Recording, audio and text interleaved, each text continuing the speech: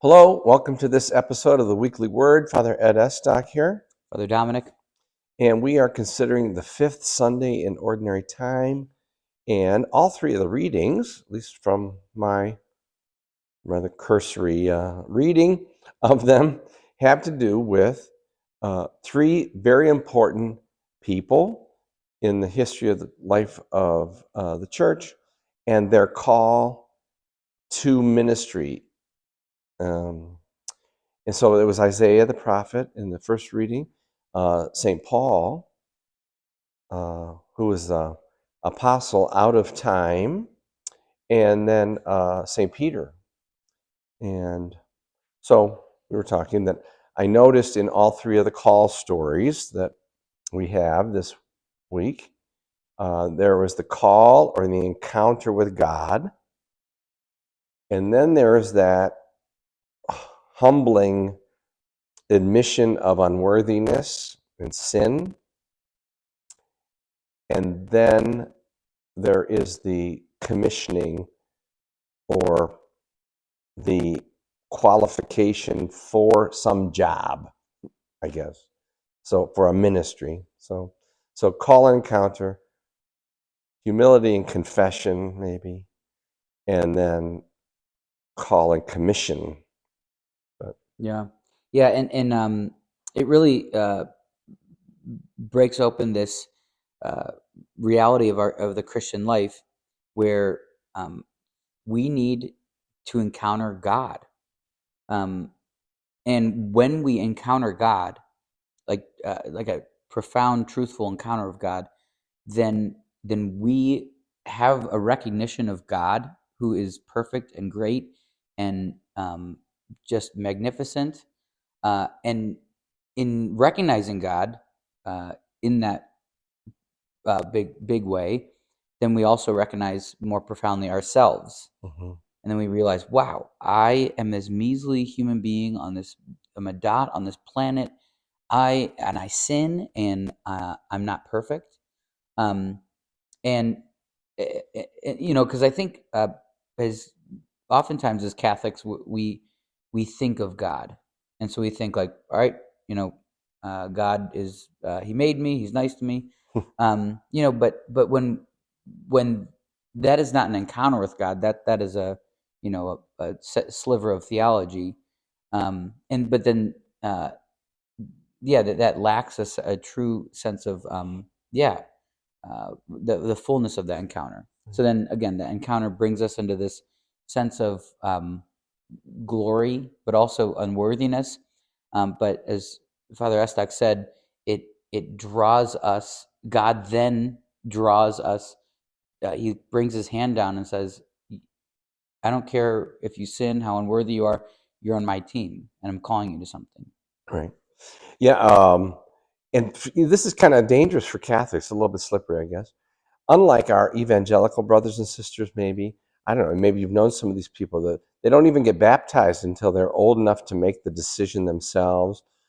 They oftentimes will be able to tell you when they had this encounter with uh, the Lord Jesus, and that He was the Lord of their life, and that they gave their life to Christ, etc. We Catholics, we don't go at it that way. We get it from the womb, we get it from our mother's milk, we get it from the baptismal infant baptism, and then they just keep feeding it to us. You've heard this thing about frogs. Evidently, if you put a pot of water on the stove and heat it up, if you put a frog in there, the frog will jump out of the water. But if you put the frogs in the water when it's cold and just warm it up slowly, they'll stay there and they'll die, And so we are kind of like, too many of us in our religious life, we just end up all of a sudden, now I'm confirmed, married, ordained, and I never really had one of these encounters with the love of God and the overwhelming love of God. And so that is probably necessary for many of us, or all of us. But I think many of us have been convinced that, well, no, I don't think I ever really had an encounter with God. I just go to Mass, I avoid mortal sins, I go to confession once a year, I contribute to the church, or maybe I even participate in the ministry, but I have never felt maybe this call and then confession and then kind of exaltation into friendship with God and ministry. Mm. So it's it might be a liability for us Catholics. And the good news is, I think, in the church today, we are all about re-examining our motivations in our religious life. And so we have things like Alpha and That Man Is You and Exodus and Awakening. So we have many invitations and opportunity to look within and to maybe stoke the flames of our faith to where our encounter with God might be more, uh, I don't know, more impressive, more consoling, more encouraging. I know what you're saying. Mm-hmm. But really, our church has come a long way in terms of encouraging this encounter with God. There's the history of like retreats has only really been opened up and encouraged profoundly for lay people since maybe Vatican II, basically.